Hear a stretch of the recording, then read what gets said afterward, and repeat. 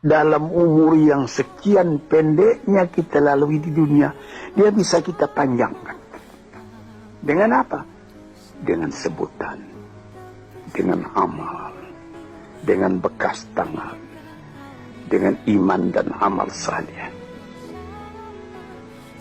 Sesuai dengan apa yang disebut di dalam pantun Melayu, Pulau Pandan jauh di tengah.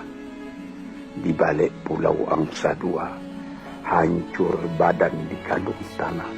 Budi yang baik terkenang jua.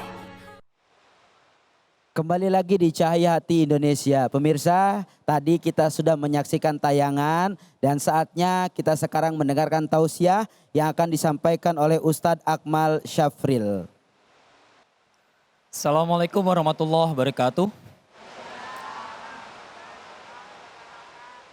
Kalau kita mendengar nama Buya Hamka, maka nama Buya Hamka ini dikenal oleh orang dari Indonesia sampai Malaysia. Namanya besar sampai ke Brunei, sampai ke Singapura. Bahkan di Thailand pun ada orang-orang yang masih mengenang nama beliau. Haji Abdul Malik Karim Amrullah. Beliau adalah seorang penulis yang sangat produktif. Beliau adalah seorang jurnalis, seorang redaktur, seorang penyair, seorang ulama besar, ketua umum Majelis Ulama Indonesia yang pertama, seorang mubalik besar Muhammadiyah, seorang penulis tafsir Al-Azhar, dan tidak kurang dari 100 buku yang pernah beliau tulis. Semua beliau lakukan dalam masa hidupnya yang hanya 73 tahun. Beliau hanya bersama kita 73 tahun. Tapi karyanya sampai 100 lebih. Itu yang buku-buku yang tercatat. Ada satu buku beliau yang hanya terbit di Malaysia. Ada beberapa karya beliau, bahkan artikel-artikel beliau yang tidak bisa dihitung lagi berapa jumlahnya. Kalau kita mengenal Buya Hamka, kita akan bertanya, Amboy, dari keluarga macam apa beliau dilahirkan? Dengan pendidikan seperti apa beliau digembleng? Dari pesantren mana beliau dibesarkan? Siapa guru-guru beliau? Kita akan kaget kalau tahu ternyata masa mudanya tidak ideal. Masa muda Buya Hamka sangat tidak ideal. Kedua orang tua beliau bercerai. Walaupun bapaknya ulama, tapi kenyataannya, qadarullah, kedua orang tua beliau bercerai. Dan beliau tidak sukses di sekolah. Tidak suksesnya karena apa? Karena tidak sesuai dengan cara belajarnya yang pas. Belum menemukan cara belajarnya yang pas. Tapi kemudian beliau menemukan caranya sendiri. Yang menakjubkannya adalah usia 15 tahun beliau sudah pergi ke Jawa. Belajar langsung dengan tokoh-tokoh syarikat Islam, dengan tokoh-tokoh Muhammadiyah. Beliau percaya diri. Usia 17 tahun pergi ke Tanah Suci dengan ongkos sendiri. Dengan kemampuan bahasa Arab yang belum sempurna. Tapi beliau bisa pergi ke Tanah Suci, naik haji sendiri, mencari pekerjaan di sana. Bahkan sempat berjumpa dengan pemimpin Saudi Arabia pada saat itu. Semua beliau lakukan di usia belum sampai 20 tahun. Pulang ke Indonesia usia 19 tahun. Kemudian dinikahkan usia 21 tahun. Usia 21 tahun menikah, belum sampai usia 30 tahun, beliau sudah memimpin majalah pedoman masyarakat di Medan. Tahun 50-an beliau pergi ke Jakarta, beliau langsung menjadi anggota konstituante, termasuk jadi tokoh-tokohnya Masyumi. Di kemudian hari beberapa tahun saja dari situ, beliau sudah mendapat gelar doktor kehormatan dari Universitas Al-Azhar Kairo, Mesir. Padahal sekolah pun tidak tamat. Saudaraku sekalian, para pemirsa di rumah, Buya Hamka hidupnya sama sekali tidak ideal. Tapi beliau tidak pernah berhenti bergerak. Usianya tidak istimewa banget. Usianya tidak sampai 100 tahun. Usianya hanya 73 tahun. Tapi jumlah bukunya lebih banyak daripada jumlah usianya. Banyak karya-karyanya. Kalau kita pergi ke Malaysia, kita sebut nama Buya Hamka, insya Allah orang-orang akan mengenalinya. Kalau kita pergi ke Singapura, kita cari toko buku agama Islam, insya Allah akan ketemu buku-buku beliau berderet. Semua beliau lakukan dalam usia hanya 73 tahun. Dan masa-masa akhir hayatnya adalah masa-masa yang terbaiknya. Itulah yang namanya husnul khatimah. Beliau sakit, lebih dari sepekan beliau dirawat. Penyakit beliau adalah diabetes, komplikasinya banyak. Di hari-hari terakhirnya beliau tidak bisa bergerak sama sekali. Kesakitan. Saking sakitnya, disuntikkanlah obat penghilang rasa sakit ke dalam tubuh beliau. Obat penghilang rasa sakit itu sama saja dengan obat tidur. Kalau dosisnya tinggi, maka orang tidur semua. Orang gak akan sanggup mengangkat matanya kembali. Maka dalam keadaan pingsan, kalau kita bicara fikih, adakah kewajiban sholat bagi orang yang pingsan? Tidak ada. Tapi menurut para perawatnya, setiap kali waktu sholat tiba, walaupun suara azan tidak masuk ke ruang ICU, tapi beliau terbangun. Dan beliau minta dibantu tayamum, beliau sholat dengan isyarat, kemudian pingsan lagi. Berapa banyak ulama bisa menulis buku tentang sholat? Berapa banyak ulama bisa menulis buku tentang perbandingan fikih sholat? Berapa banyak ulama bisa membahas ikhtilaf soal sholat? Tapi berapa banyak yang bisa membuktikan komitmennya pada sholat di akhir hayatnya? Gak banyak. Gak banyak. Dan semua itu sekali lagi beliau lakukan hanya dalam 73 tahun waktu di dunia. Saudara-saudara sekalian, para pemirsa di rumah, mari kita timbang-timbang kembali. Bagaimana cara kita menggunakan umur kita. Gak ada yang ideal hidupnya di dunia ini. Gak ada yang punya semuanya, gak ada. Gak ada yang semuanya lancar-lancar saja, gak ada. Bahkan Nabi kita pun jauh dari lancar kehidupannya. Banyak tantangan, banyak musibah, banyak kesulitan. Apa yang belum pernah dialami Buya Hamka? Semuanya sudah.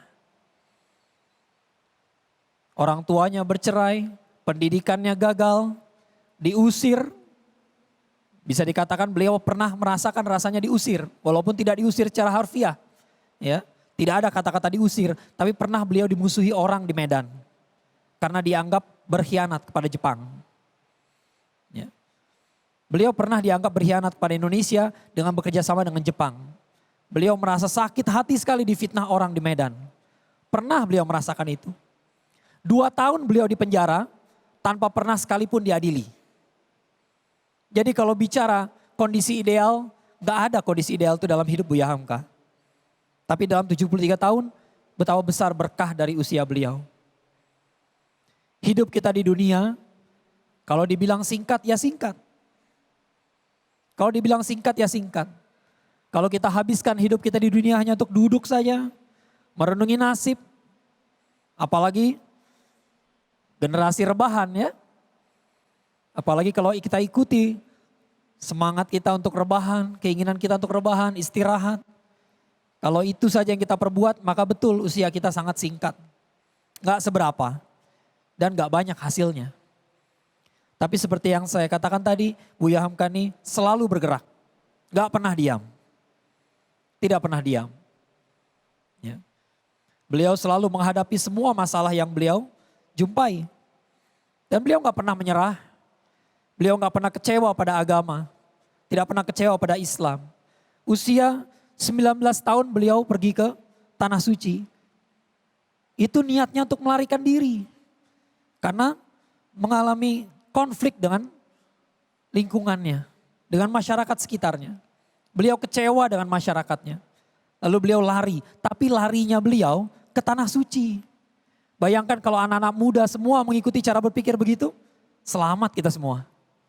Gak ada lagi yang lari ke geng, lari ke minuman keras, gak ada. Lari itu ke Tanah Suci, lari itu ke Masjidil Haram, lari itu kepada agama, bukan ke tempat yang lain.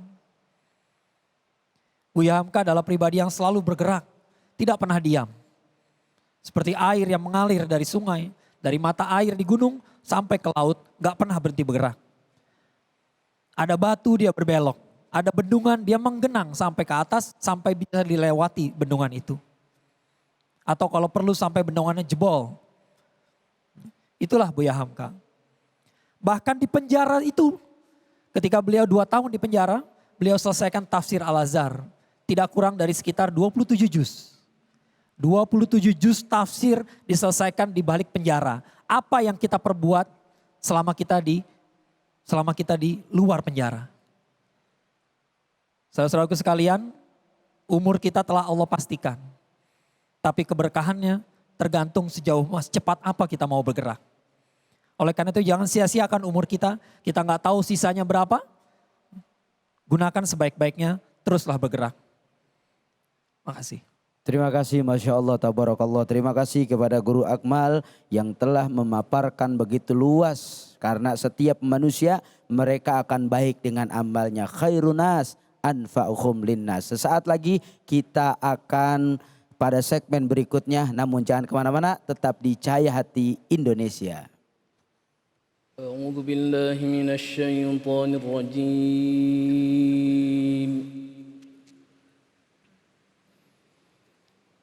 بسم الله الرحمن الرحيم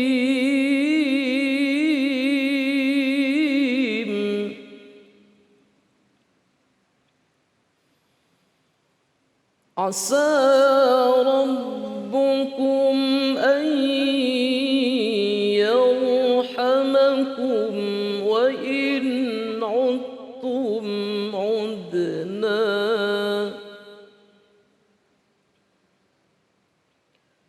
وجعلنا جهنم للكافرين حصيرا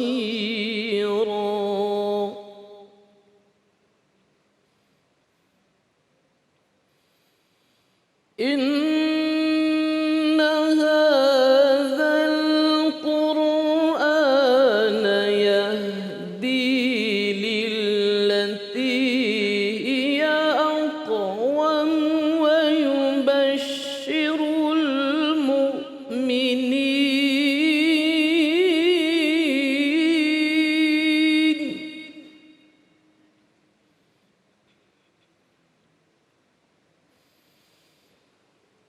ويبشر المؤمنين الذين يعملون الصالحات أن لهم أجرا كبيرا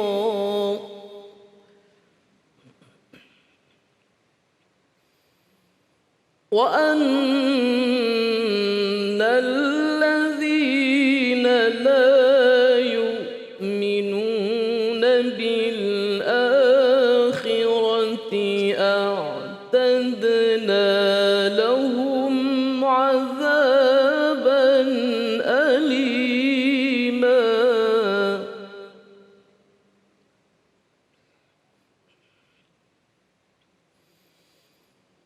ويدعو الإنسان بالشر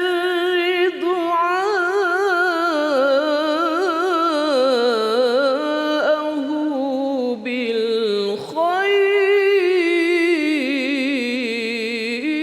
بالخير وكان الإنسان عجولا صدق الله العظيم